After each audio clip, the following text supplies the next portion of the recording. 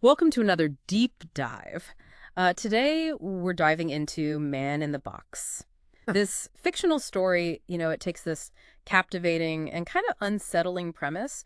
What happens when a man is taken from the Amazon rainforest and put on display in Times Square? Yeah, it really gets you thinking about like the immediate jarring contrast. You've got the rainforest, and then you've got this sterile environment of a cage, and he's just struggling to survive on a very, very basic level. He's being tormented both physically and mentally just for the entertainment of others. It's like they've created the sensory overload, right? The story puts you right there in his shoes, and he's just trying to process everything. There's this one part where, like, a mechanical arm comes down from the ceiling of the cage, and, he has no idea what it is or what it's going to do. You really feel that sense of powerlessness. I think the mechanical arm is a metaphor. It's like all of these forces that are just like pushing down on him. It's interesting you say that because it made me think the author wasn't afraid to show the worst of humanity, especially with those in power, like with the governor. She's just awful. Yeah, and this is where the story really goes beyond just being a fictional story, right?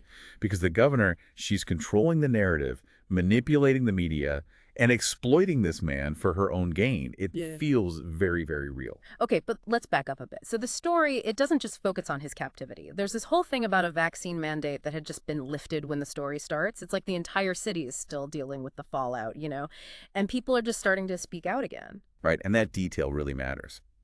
This mandate was incredibly divisive, caused all sorts of problems. And the governor uses all that fear and distrust that's already there, to her advantage when she introduces this man into the mix. It's like they're trying to distract from what they did with the mandate by giving people something new to be afraid of, something even more other than what they were already afraid of. Classic scapegoating, right? Oh, It's frightening how quickly people can be manipulated, especially when it plays on their biases. but thankfully, it's not all bad. Even with all the darkness, there's these moments of resistance. It's like people refusing to give in, even in small ways. That's what makes this story so compelling, that there's still hope. Even when it seems like everything is awful, the characters find a way to resist, to connect with their humanity. Like Emily. She gets so involved in the protests, but it's more than that. She tries to connect with him on a human level. And that's so important. Just seeing him as a person and not just an exhibit, that compassion, that empathy, it's how they start to break down all of the dehumanization. Plus, we see the system itself start to break down. This journalist, Sarah Mitchell, she starts investigating and finds out there's a lot more going on than anybody realized. This is why truth and transparency are so important, right? Exactly. Sarah's trying to uncover the truth, and she becomes a huge threat to the people in power, Well, of course, she's taking a huge risk by doing all this. for sure. And that's what drives the story. You've got the Amazonian, trapped and tortured, but still defiant. Then there are the protesters, people like Emily and Sarah, fighting for the truth and to dismantle this awful system that's hurting so many. And we have to remember, this is all happening in a city that's still so deeply divided. Like one wrong step and everything could just explode. Yeah, it's like this powder keg just waiting. And then Emily and these protesters pull off this incredibly daring rescue attempt. It's incredible, right? It just shows you what people can do when they work together, even when it seems impossible. They manage to turn off the mechanical arms, like silence that awful noise that's been tormenting him. It's a small victory, but in that moment it feels huge for everyone. Yeah, it's this reminder that even systems that seem so strong, so unchangeable, can be challenged. But it doesn't last long, does it? The authorities crack down and things get really intense in Times Square. Of course, they can't let something like that stand. They're going to use force. They always do. And they start doing even worse things to him in the cage. Like, it's just awful. This device, I don't even know how to describe it, but it's like they're trying to scramble his brain. It's dehumanization, right? They don't even see him as a person anymore.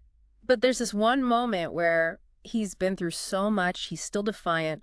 All these important people are gathered around his cage, and he manages to get to his knees and just stares them down. It gives me chills just thinking about it, that refusal to be broken. And it does something to the people, to the protesters. It's like it gives them strength. And you see the governor starting to lose her grip a little. He becomes a symbol, right? Yeah. He shows them that even the smallest act of defiance can mean something. And all the while, the tension is building, right? And then you see it, that bulletproof glass, the thing that has held him captive this whole time, it starts to crack. What a powerful image, that something so strong, so impenetrable, can be broken. And then it just shatters, he escapes. The protesters help him, and the city just erupts. You get this sense that things are shifting, that real change might actually be possible. But he's still in so much danger. I mean, he's out of the cage, but he's alone, totally lost in this city that wants to crush him. It's like he's traded one prison for another in a way. Hmm. Out of the cage, but not really free.